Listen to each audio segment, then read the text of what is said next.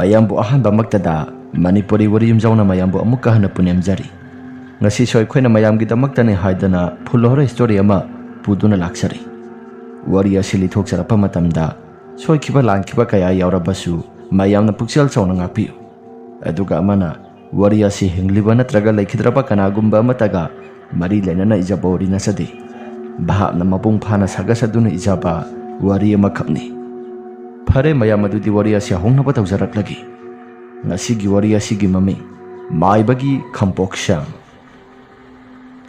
Ludro amadi thoibi mahaki masanpi priya galoinana makhoi ahum ase khampoksang haibadi loktak patta leiriba khampoksang aduda makhoi se lakli Ludrona as ithada si son thong hek sauna lakrada nong suramda gi matamoi banara karino ithada singa sidiam na sauna lai khangdre pa tabana gawari ba hongkat honda nonglai nungsida mung lakani aduga muk suisasi ki thik kiromi tauraga pa taba mi masingdagi nga masingna bu hena hantarabani pa tariba patmi singa sisu nga masingdagi makhoi hena loina helabani sida bu aikoina kamaina nga lang thaga su nomdana tauraga isa su singa si sahongadori bano haibanida ho yare kanata na bangangi bano ha yare adugi sarukpudine kumtha supa mai khoina pat asida lairaga langa kaikeno khara tha khotana tawraga isa isu singa si thai basini mamang thaki matam da su baba hoina mayam ama tawraga tang thalai badune hoine baba hoina tawraga ai thalapa matam dudi hoije hojik lairiba nga masing ase masidagi hena nga masing mayam ase lairibani ne adu hojik ti aduk yamba nga masing singado kadai tana sakre ha yengo ithai bires asi saba matamda aikhogi maibudi phangi haibabu masida ising asembada nga marum kokthok koksin tawraga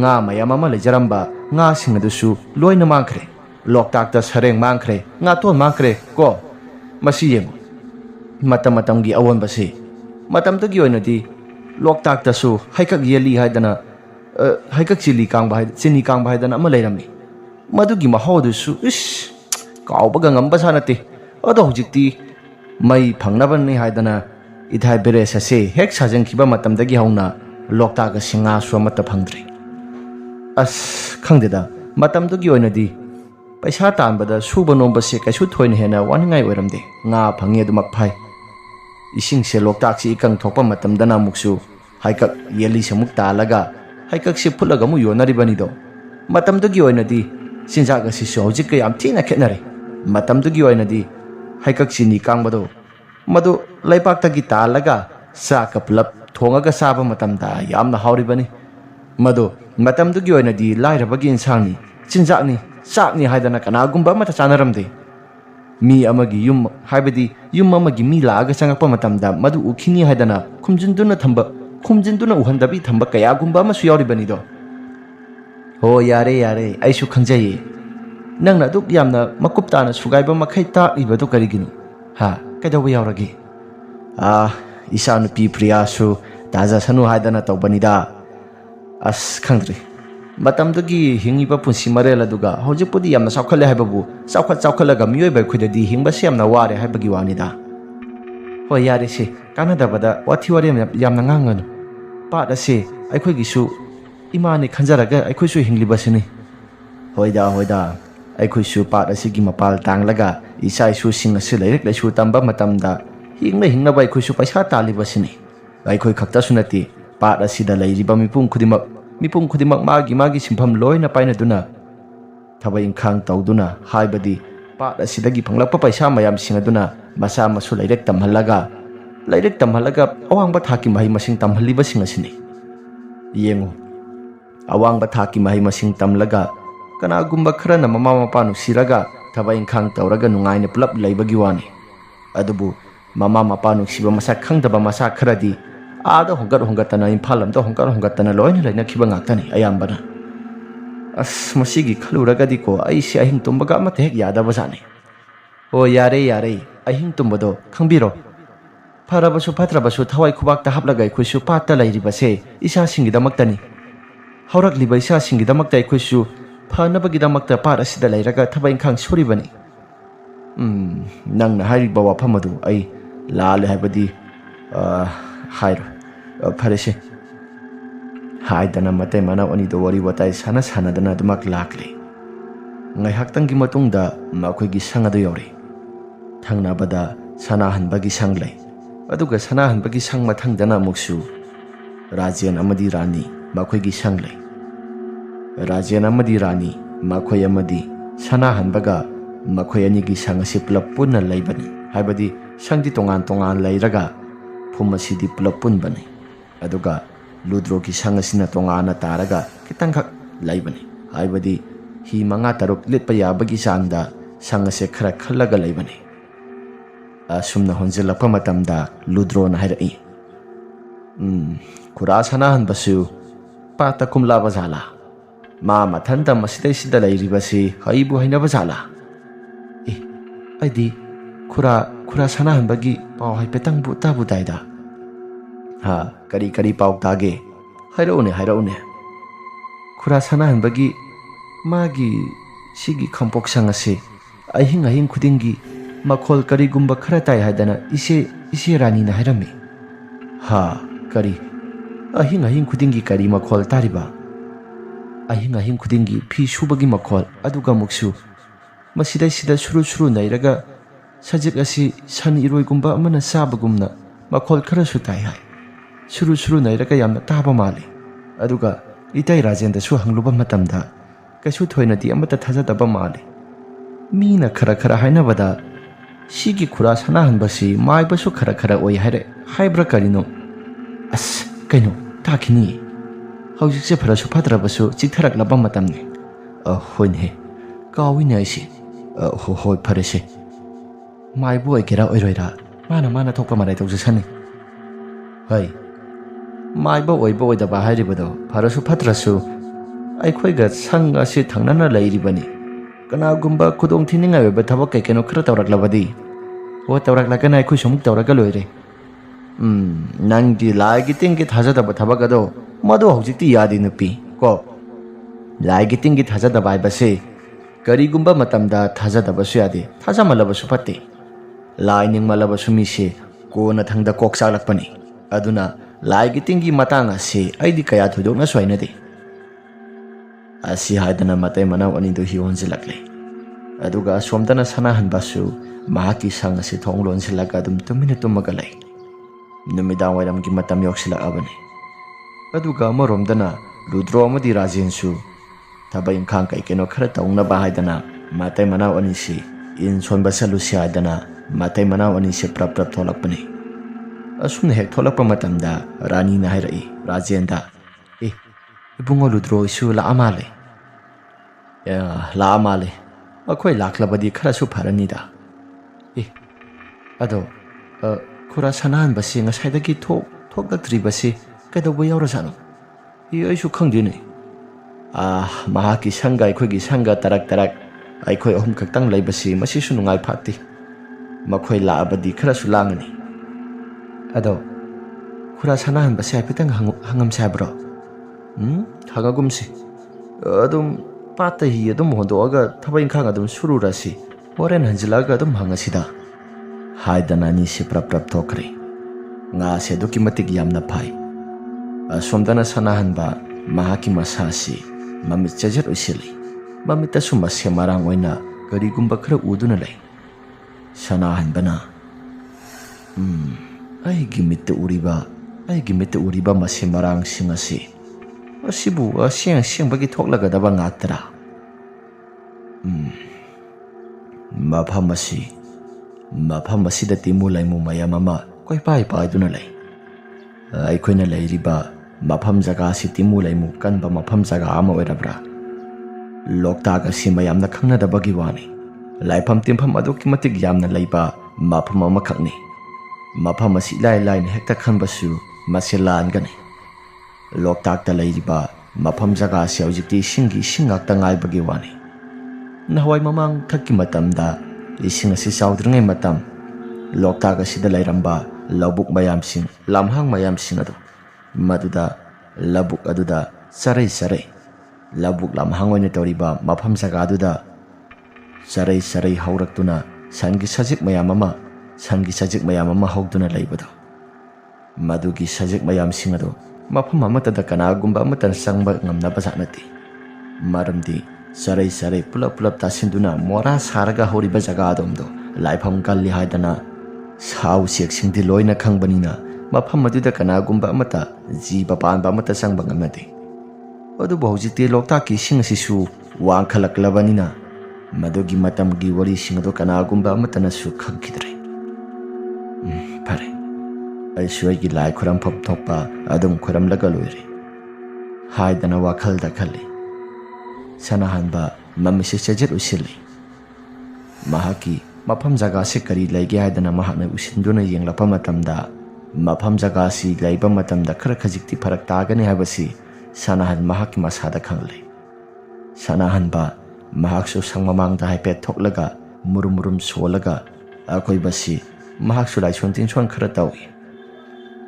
Adubu sanahanba mahaki masasida adumak wakhalna sumna khalli.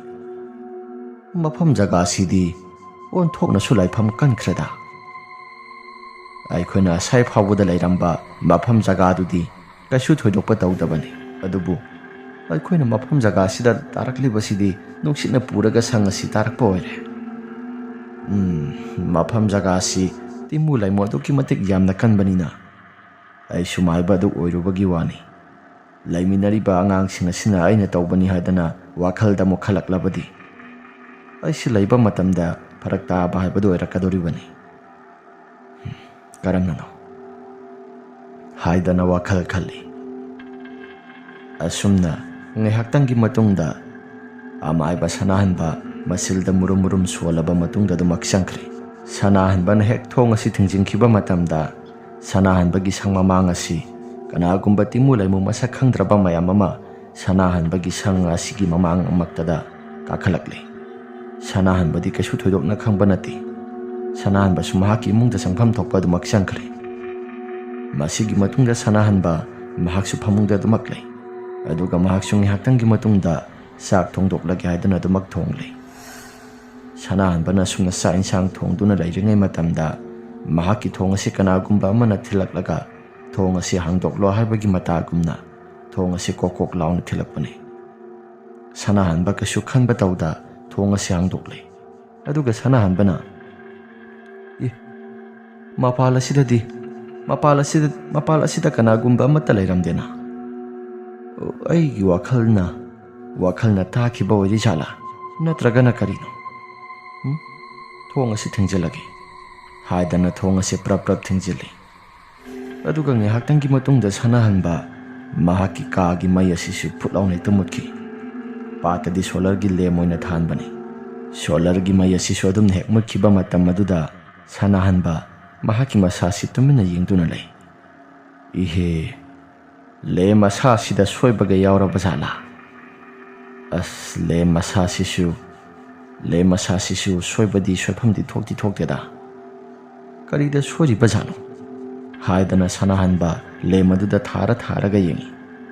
Adubu ngihaktangi matungda le madu mai laaba matamda sanahanba mahaki mamangmaktada musilmuba makai kanagumba misak ama leplaga leirangmi. Madu uruba matamda sanahanba lawalutuan sakre. Mahak maibani haibado madu mangai. Madu oijaraga swamaiba sanahanba mahaki amaiba oijaba mahaki sakti pumnamak singado swailaun hekta mangki. Sanahanba kibana thak nikli.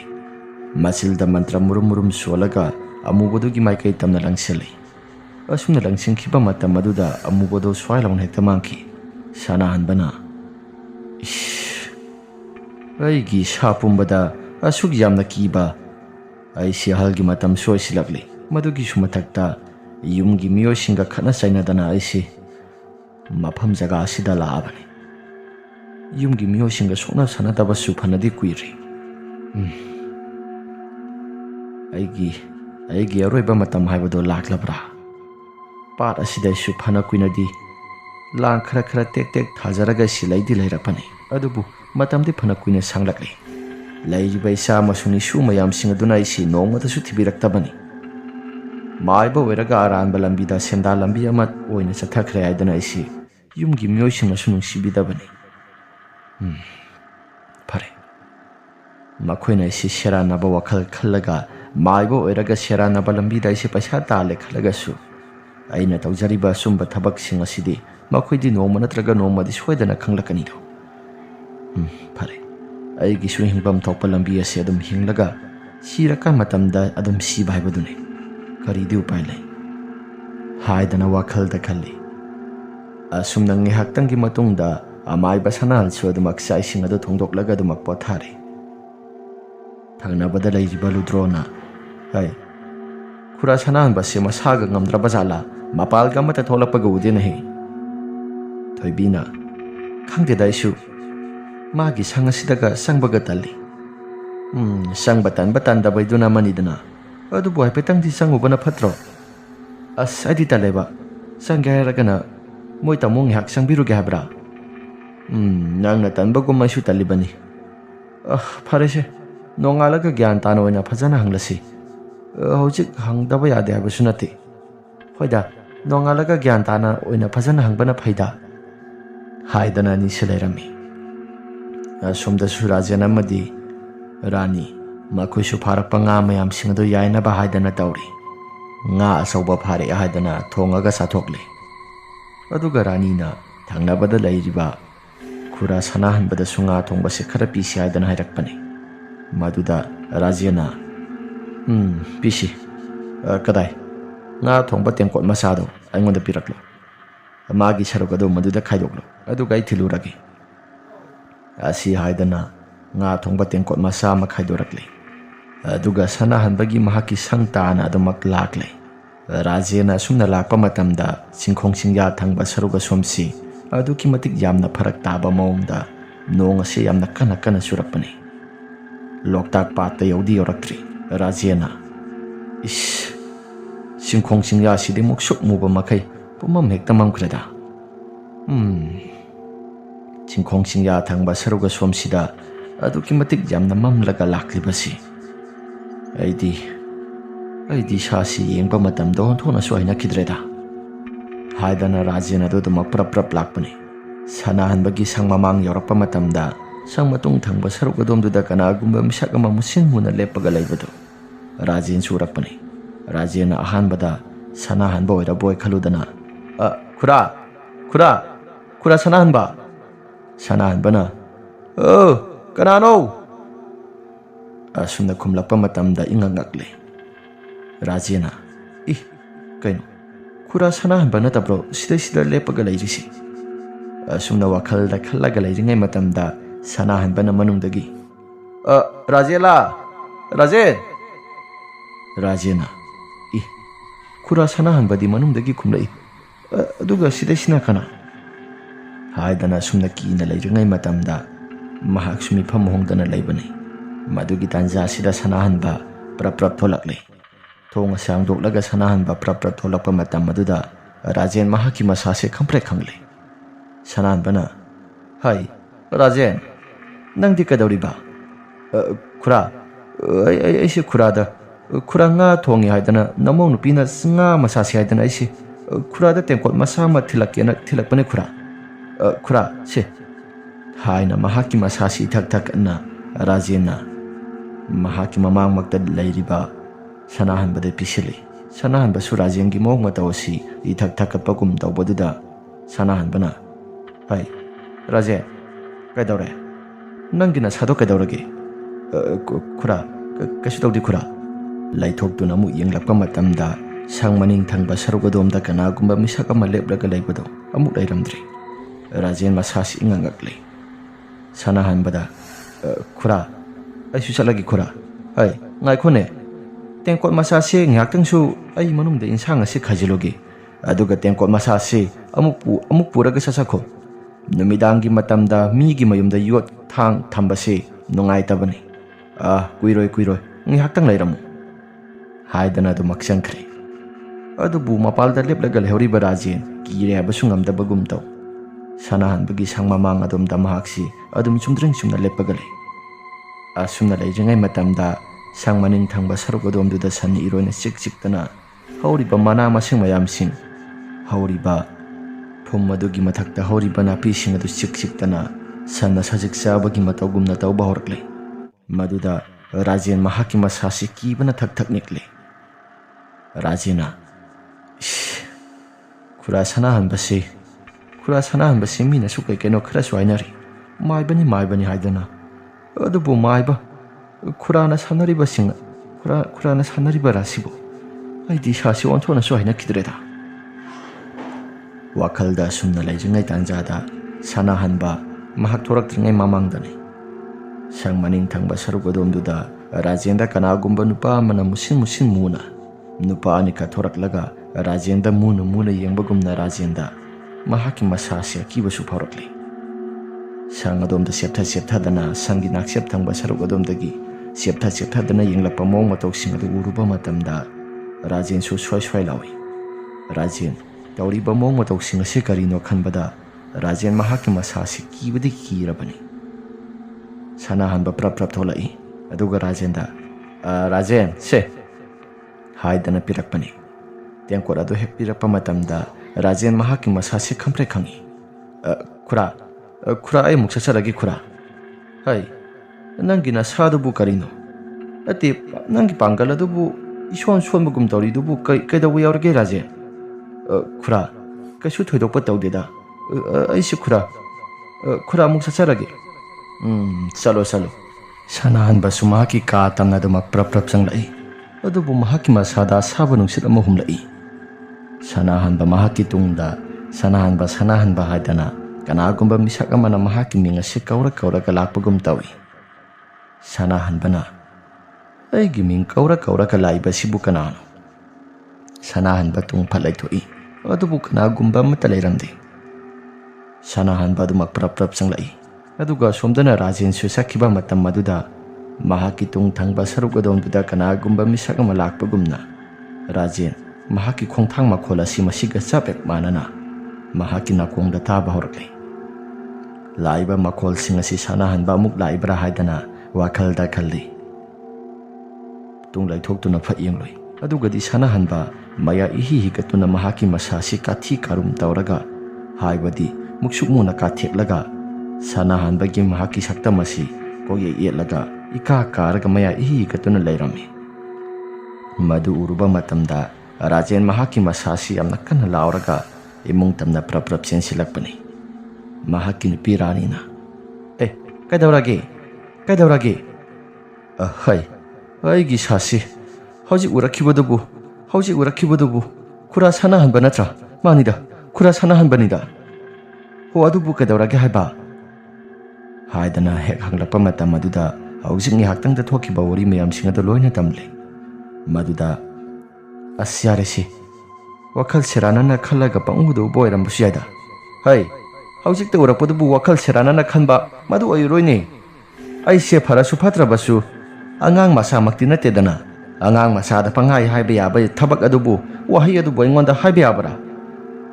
ꯍꯥꯏꯗꯅ ꯔꯥꯖꯦꯟ ꯃꯍꯥꯛꯀꯤ ꯃꯁꯥꯁꯤ ꯇꯨꯝꯐꯝ ꯆꯥꯐꯝꯒ ꯑꯃꯠꯇ ꯈꯪꯉꯣꯏꯗꯧꯔꯤ ꯍꯥꯏꯗꯅ ꯃꯍꯥꯛꯀꯤ ꯅꯨꯄꯤꯗ ꯍꯥꯏꯔꯝꯃꯤ꯫ ꯑꯗꯨꯕꯨ ꯃꯍꯥꯛꯀꯤ ꯅꯨꯄꯤ ꯔꯥꯅꯤꯗꯤ ꯀꯩꯁꯨ ꯊꯣꯏꯅ ꯋꯥꯈꯜꯗ ꯈꯟꯕ ꯂꯩꯇꯦ꯫ ꯑꯁꯨꯝꯅ ꯉꯥꯏꯍꯥꯛꯇꯪꯒꯤ ꯃꯇꯨꯡꯗ ꯆꯥꯛ ꯆꯥꯕ ꯇꯣꯛꯂꯕ ꯃꯇꯨꯡꯗ ꯑꯁꯣꯝꯗ ꯁꯥꯟꯅꯍꯟꯕꯁꯨ ꯆꯥꯛ ꯆꯥꯕ ꯇꯣꯛꯂꯒ ꯃꯍꯥꯛꯁꯨ ꯃꯍꯥꯛꯀꯤ ꯃꯐꯝꯗ ꯅꯨꯡꯉꯥꯏꯅ ꯄꯣꯊꯥꯔꯒꯦ ꯍꯥꯏꯗꯅ ꯄꯣꯊꯥꯕ ꯆꯪꯂꯛꯄꯅꯤ꯫ ꯁꯥꯟꯅꯍꯟꯕ ꯃꯍꯥꯛꯀꯤ ꯃꯅꯥꯛꯇ ꯄꯣꯗꯣꯟ ꯑꯃ ꯊꯥꯜꯂꯒ ꯑꯗꯨꯃꯛ ꯇꯨꯝꯃꯤ꯫ ꯉꯥꯏꯍꯥꯛꯇꯪꯒꯤ ꯃꯇꯨꯡꯗ ꯄꯣꯗꯣꯟ ꯑꯁꯤꯁꯨ ꯐꯨꯠ ꯂꯥꯎꯅ ꯃꯨꯠꯈ꯭ꯔꯦ꯫ ꯁꯥꯟꯅꯍꯟꯕꯁꯨ ꯅꯨꯡꯉꯥꯏꯅ ꯄꯣꯊꯥꯔꯝꯕꯗꯨꯁꯨ ꯄꯣꯗꯣꯟ ꯑꯗꯨ ꯃꯨꯠꯈ꯭ꯔꯕꯗꯨꯗ ꯀꯩꯁꯨ ꯊꯣꯏꯅ ꯋꯥꯈꯜꯗ ꯈꯟꯈꯤꯕ ꯂꯩꯇ꯭ꯔꯤ꯫ ꯍꯥꯏꯕꯗꯤ ꯄꯣꯗꯣꯟ ꯃꯨꯠꯂꯦ ꯍꯥꯏꯕꯒ ꯑꯃꯠꯇ ꯈꯪꯗ꯭ꯔꯤ꯫ ꯉꯥꯏꯍꯥꯛꯇꯪꯒꯤ ꯃꯇꯨꯡꯗ ꯁꯥꯟꯅꯍꯟꯕ ꯃꯍꯥꯛꯁꯨ ꯅꯨꯡꯉꯥꯏꯅ ꯒꯣꯔꯣ ꯅꯥꯈꯣꯛꯇꯨꯅ ꯇꯨꯝꯂꯤꯉꯩ ꯃꯇꯝꯅꯤ꯫ ꯅꯣꯡ ꯑꯁꯤꯁꯨ ꯑꯁꯨꯝ ꯂꯥꯛꯂꯦ꯫ ꯅꯣꯡ ꯑꯁꯤ ꯍꯦꯛ ꯂꯥꯛꯄ ꯃꯇꯝꯗ ꯂꯨꯗ꯭ꯔꯣ ꯍꯣꯏꯁꯨ "ꯅꯣꯡ ꯑꯁꯤ ꯂꯥꯛꯂꯦ, ꯑꯗꯨꯅ ꯀꯥꯡꯄꯣꯛꯁꯪ ꯑꯁꯤ ꯃꯅꯨꯡ ꯑꯁꯤꯗ ꯂꯥꯇꯦꯟ ꯊꯥꯎꯃꯩ ꯑꯃꯗꯤ ꯁꯨꯈꯠꯂꯨ.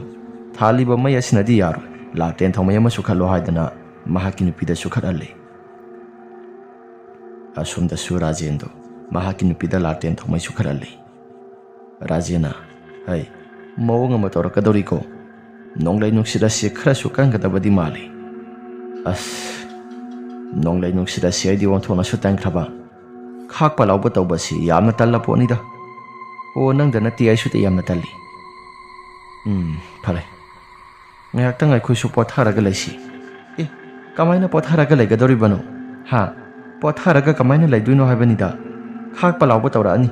Aduga matau karamna aikoina nungaina pothagadoribano? Yareda.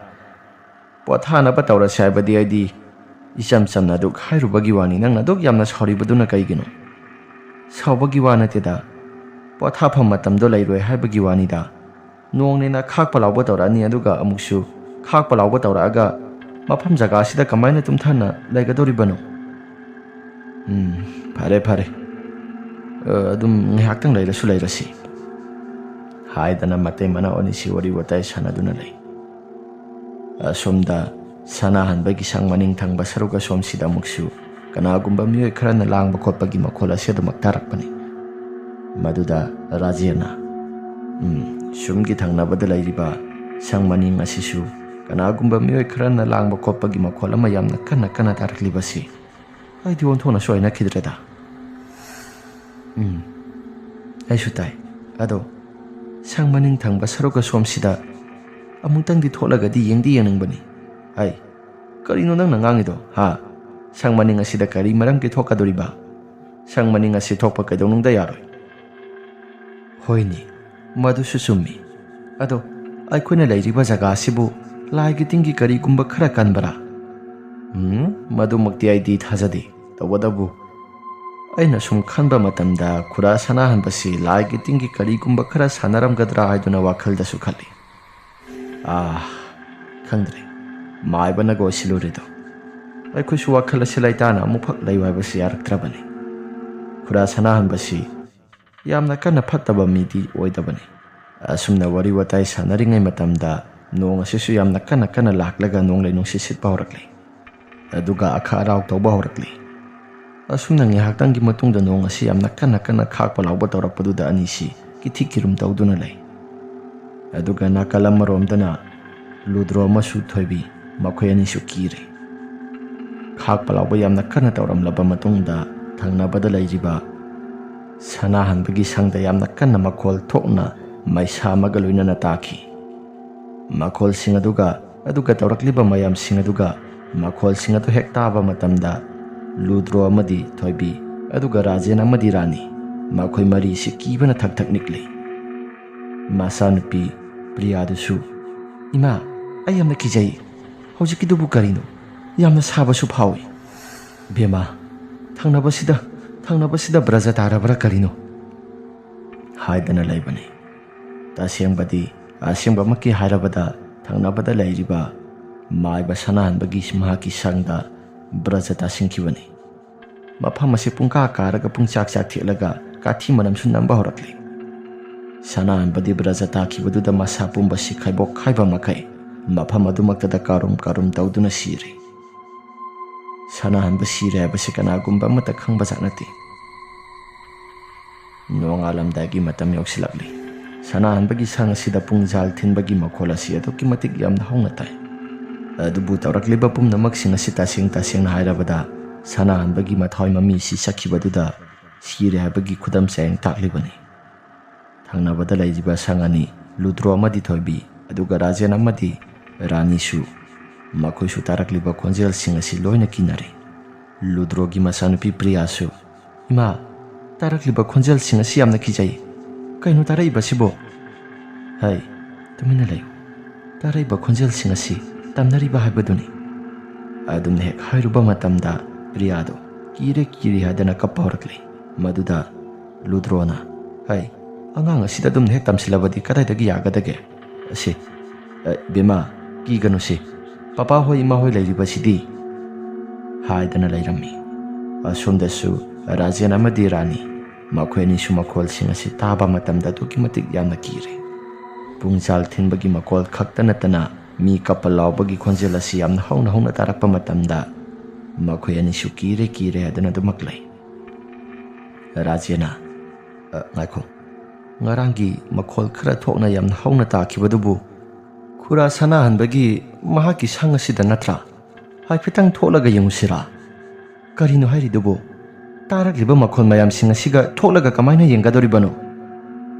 Madusu summi ado haifetang di tholaga yengobana di phaida haidana anido hafitang thoklaga yengusi haidana thong asi hangdorappa matamda thangna sang asidagi karum tauraga kathi manam namlaga lairiba sanahanbadugi manamado makhoi natonda namba horakli sanahanba mahaki masado yengba matamda duki matik yenghaidrabani pungjal thinbagi makhol yam tai haidana ngasai makhadagi rajana madi rani aduga ludro madi thoibi priya makhoina khalamba singado rajana madi rani tholapa matamda makhol singado mata sutara khidre maduda rajana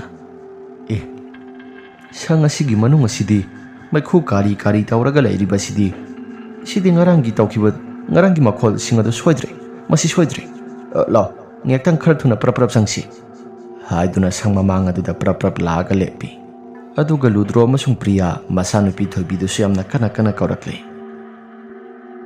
asumna makhoi ahum adu su prap tholaga kaidawba yauragi haidan hangli maduda rajena hai yungutu khura sana hanbagi mahaki sang asamte yengu maikhu wang karaga lairisi hapetang laga yingmina silo haidana ni du su prap lakle priya de mahaki sang manungda lehore kijai haidana asumna laaba matamda khura haidana korapani thong asisu hangdokpada iya yarami khura haidana korappa matamda kanagumba amata khumlakhidre sanahanba mahaki phamung adumaktada karum tauraga dumak laibani makhoi marina sangsilaga kauna dumak sangsilappa matam aduda ludro na hana urakpani sanahanbagi mahaki phamung aduda karum tauraga misak ama lairibado misak ado tai kanagumba amata nate sanahanbani madu uruba matamda makhoi mari asi kibana swai lawi karum tauraga masamana gakto amata yaudaba makai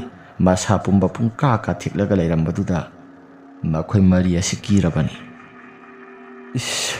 lao mapalda khara thuna thoksi haidana prap tholai aduga rajena sumnairai khura sanahan basidi ngarangi takibaduda siribajani sonthona su kikrada ado mayunggi myoisingda pau pidabadi aroi kamai tawsige pata lakpa myoising phone network asisu pakna phangde nongju thamata moibanina ado nangi simadudagi amtang network phanglaga phone toba yabra yengudana haidana ludro da hairakpani maduda rajena hairakliba pumnamak singado ludro na sumuk tawrage haidana phone ado mahaksu tawba sapra haidana mayumda phone tawkhalakli asumna phone tawkhalakpa matamda mayumgi myoising asisu loina phone ado paikhalaklaga ngarang ahing thokiba wari miyam singado loina tamle matam kuina sangna sanahanba mayumgi myoisingga wari watai sanaba ngamda haidi mayumgi myoisingna laigi tingi thawadum tawduna leire haidana inthokduna thanamba sanahanbagi asi baksang ado lawba kumlakle sangadugi akoibada tariba haibadi sangaduga khara laptak na tariba myoising ado makhoi sing adu su sanahanbagi misi ado yengba sumaya maseloina sangnarakle asumna sanahanbagi misi asi hek uruba matamda mayam maseloina kiba su phaunarabani lairiba sangsing adugi myoising adu su masin manaton loina mendana sanahanbagi asi baksang ado yengduna lei aduga amaromdana sanahanbagi asi baksang ado mayumgi myoisingna pukatuna saikre masigi matungda makhoisu numit nini humni mukti sangda kumbasi khara makhaidi kire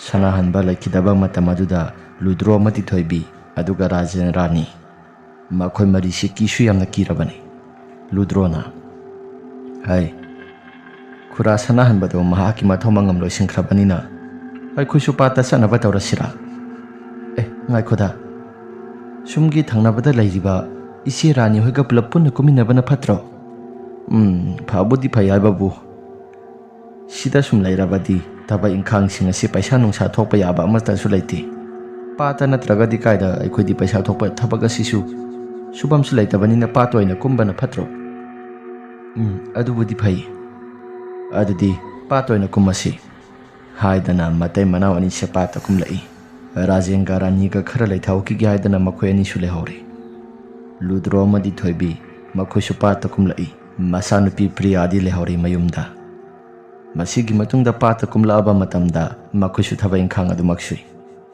adubu thoibi mahaki masada khara kithi kirum tawraga thaba ingkhang ase adu maksubani inchomba saluraba matungda rani amadi ludro sanglai ludrona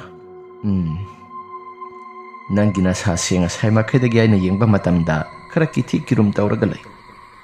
Nasado kasu thoina kirunu. As haijabagi wanida. Kirunu haibagi yaba sanati. Haidi sasi pangkidaki. Akiba pumnamak singasi phajilaba matamda thabak asi nena tana suba ngamgadoribani. Madugi matamdu khaktada aikoisi nungaina laiba haibado ikadoribani. Hoi, shiribadu suatei kanagumba matanati maibani. Maibo oitaragasu sikre, loikre. Sikrabani na aikoisu hingna ba kaino khara thaba inkhang asi sudaba yadabani. Hoi, adubudi chumi aduda hinglingai matamda mahakna tawramliba lai gitingi ama tawramlabadi. Lai gitingi ama tawbado tawjasano. Aikoisu mahaki sikraba thawayado. Kasu thoidokpa wakhaldasu khanba tawdana thabak asidamak suraga aikoisu paisa tanggadabani. Haidana mahaki mapuroiba thoibigi mapuroiba Ludron hairai. Asumna sangmamang asi yaramdaigi matam maduda Ludro mahaki masasida asaba nungsit ama humlai. Aduga musu thoibi mahaki masada asaba nungsit ama humlaktuna. Ludroda is kaino asaba nungsit ama hummi. Kamain tawrino sibo? Aisu khangdi. Aigi sada so asaba nungsit ama na humjilai. As honthokna kikreda. Faresi. Khara thuna changlaga sa insang thonglaga sana boina tawrasi. Adugane gyan tana potharasi. Haidana matai mana onisi prap changsilapa matamni. Amai basana hanbanna lairamba mahaki sangadugi maning thangba sarugodomduda musinmuna kanagumba misak ama leplaga laibado madu urakle. Madu urakpa matamda thoibina kaino ada kanagumba ama lepaga laire sisamukta yengu. Haidana mahaki mapuroibada hairakpane. Mapuroibana laiduna yengthuure Ludrona kaino kanagumba amata lepaga laisu laitana kana kadawba yaurage. Kainoda housing ni haktangi mamangda lepaga lehubani. Aduga karigumba amata lairamdribasina karigi. Era nangi wakhalda jajat ubo irambasu yaida. Hera jajat uba nateda lairamlibani. Ngaiko nangna aduk yamna jajat yamna uribado madu karino. Nangi wakhalda pangkhanda khanjilaga ubo irambasu yaida. Ai uba nate asingbani. Haidana matai manaw ani si wari watai sanadana asum changsilakle. Thoibi mahaki masada khara khajikti tandi yamna talabani. Adubu sangdabadi adabani na mahaksu aduma prap changsilai. Ngai haktangi matungda matai manaw ani si sa insang thonglaga sanaba haidana tawrakpani.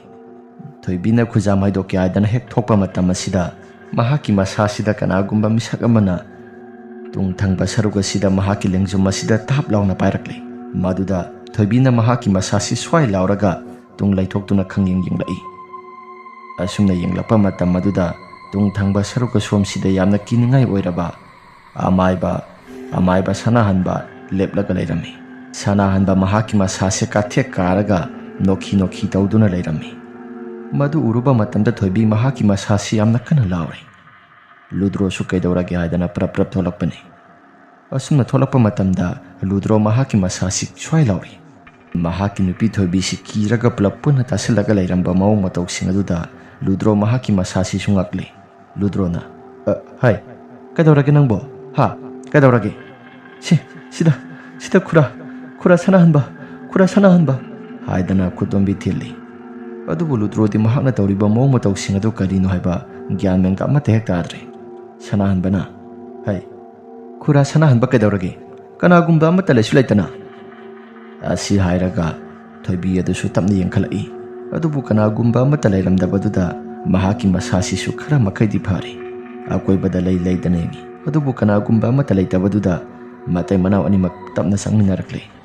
Thoibina hauji kura sanahanbado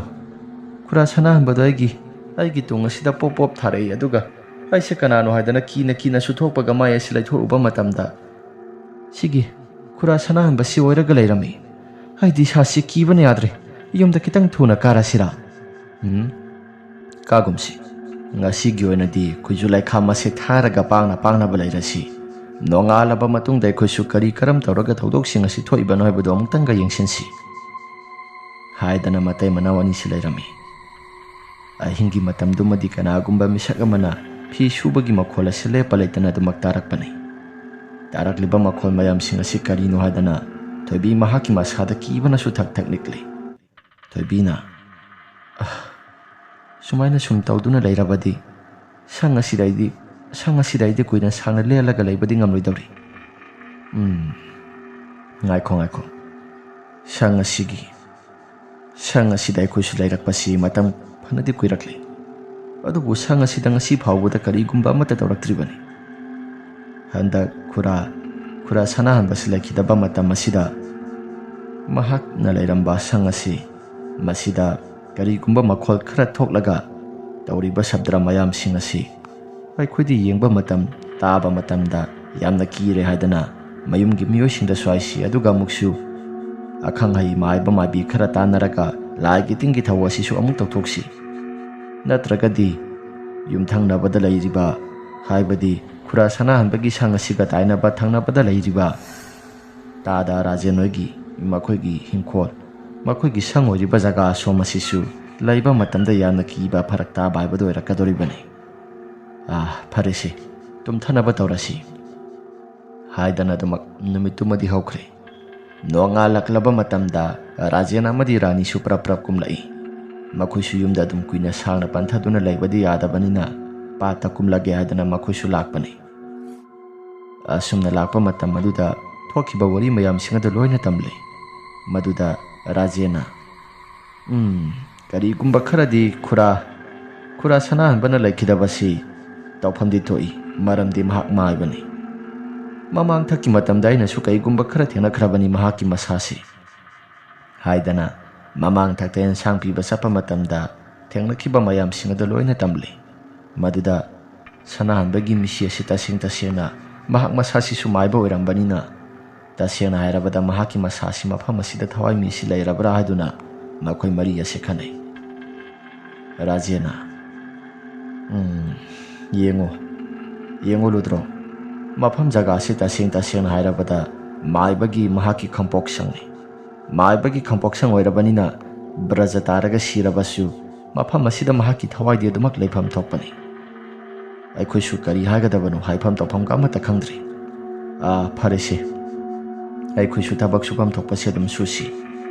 Aduga mafam jaga asida aikoisu farak onthona sum tasilakpa taragadi laiba matamda nungaitaba oiragadi aikoisu laigi tingi kaigumba khara khuram thoksi natragadi yaroidawri. Haidana numitumadi makhoisi adum tuminna leire. Ahingi matamni Rani mahaki masasi makhong hamninglakle haidana prap tholai. Mahaki nupadu sogdokpani. Mahaki nupada makhong hamningle amutang lepiyo haidana hairami. Aduga Rajen su tholakki haidana lehorabani. Asuna Rajen na thokki haidana lehoraba matungda mahaksu adumak prap tholakpani. Aduga ngihaktangi matungda makhong hamduna leiringai matamda letrin mamang thangba saruga somsida kanagumba misak ama thong asi hangdoklo haibagi matagumna dok launa thilakle. Ai tholage haidana leiringai matamda letringi maning thangba saruga somsida suru nairaga makhol khara tholakpagumna sajik chabagumna sanna makhol khara su tholakle. Makhol singa se hektarakpa matamda letringi thong asi su dok launa thilaga thong asi amna thuna khara thuna hangdoklo haibagi matagumna thilakpani. Maduda Rani su prap thong asi hanglaga tholakpada sangmamang asida mahaki nupado mamai leithoktuna leirami. Maduda Rajenda Ranina si khong hamningi haibado hamulaukse haidana Ranina hairapani. Maduda Rajendi karigumba amata khumlakti. Rani mahaki masasi singnaraduna Rajengi masado tap launa pairaga mamai laisilhalaktuna yenghalli. Asumna yengluba matamda yamna kiraba sanahanbagi saktamda mamai mamit ado karum tawduna nophet tawduna leirami. Madu uruba matamda Rani mahaki masasi kibana wangangba phawba thokidri. Ranina kaino sidi kaino asi haidana yamna kina leiringai matam aduda letrengi manung thangba saruga somsida su kanagumba miwe ama leibagumna thong asi dong dong launa thilakli. Tarakliba khonjelsing tauriba pumnamaksing asida rani mahaki masasi mahaki nupa tanaba haidana yamna kana laurakpani. Asumna hek laurakpa matamda Rajen mahaki masasi suprap prap thoki haidana thong asi hangdoki haidana hek tawbani. Adubu thong asi hangdo haiba pakna yarakti. Asomdana ising makhadagi kanagumba misak ama tapna mami sami oina kakhalakli. Kakhala iba misak adu sotay kanagumba matanati. Rani ki mimang magdada sanahan bagi mitam adu kakhalakpani. Asumna tawriba mong matawsing asida makhwe ni sisuki bani yadri. Mapala sida rani na mahaki nupasi kauraga yamna kana kauri. Aduga amaromdana Rajen mahaki thong asi hangdokpa yadana lairi. Thong asi namdana hangdorakli. Aduga ludro hagi matay manaw sisu makoy na tawriba pumnamaksing siloy na tarabani. Kaidawba yauragi haidana makoy si prap silai. Rani mahaki masasi kiba na thak nikli. Hausing ihaktang mamangda tawkiba pumnamaksing adu wari oina loy na tamli. Maduda masidi nongalaga thabak oina pangthok tragadi yaroy dawri haidana makoy si ahingdumadi pulap puna laiminarasi haidana pulap puna laiminabani. Adubu ahingi matam asida sanahan bagi kampoksang asi mi ama laibagumna makhol mawa yamna tai. Sakhum asisu kolik mayam ama zora haithabagumna makhol tai. Aduga kanagumba misak ama na phi subagumna mahaki hiden tapham aduda phi asi dom laun hekta subagumba. Aduga ising asida kanagumba misak ama iroiduna sapagumba asigumba kiraba sabdra mayam sing asi taba horakpani. Nongan ba phawbada kanagumba misak ama na kapalaw bagi khonjela sedamaktai. Nong pungan nga alaba matamda makoy sumaiba ama kauraga yengsi haidana maiba ama kauraga yenghanbani. Sumna yengluba matamda maiba duna sumna hairaki. Brajana palaga sikhibanina mahaki thawasi phataba makti nate. Mahak lairi habagi sakina kai keno khara supibani. Adu hojikti kasu thoidokna swakhalda khaluranuda. Aina khwiramliba maiba si haibadi aina lai khwiramliba lai asi mahaki masada hojikti mahak sui sorgi mafamda nungaina laikhragadabani. Makha tarakpada kasu thoidokpa amatasu tawraklaroida. Phare makha tarakpada kasu thoidokpa amatasu tawraklaroida. Adubu sang asidi makoygi imung manunggi miyosingna tawraga mutangdi sidolu. Sang asi sidoktri phawbadi mahaki thawasi khara di mathi phonggadawri. Phare adudi aisu sanaba tawrage haidana maibadu sodu maksakre. Masigi matungda maiba sanahanbagi mahaki sang asi mayunggi miyosingna mutangdi sidokpiyo haidana mayunggi miyosing kauraga sidoholi. Makha tarakpada kasu thoidokpa amatasu tawkhidre. Hana ki khang mayam ama leirambadusu kasu thoidokpa amatasu tawkhidre. Wari ase matang asida losinjare. Wari ase nungaibirabadi like amadi subscribe share tawbiramo haduna jare. Phare mayam adudi ngasigi di matang asida losinjarage. Mathangi warida mo hana thengnarasi.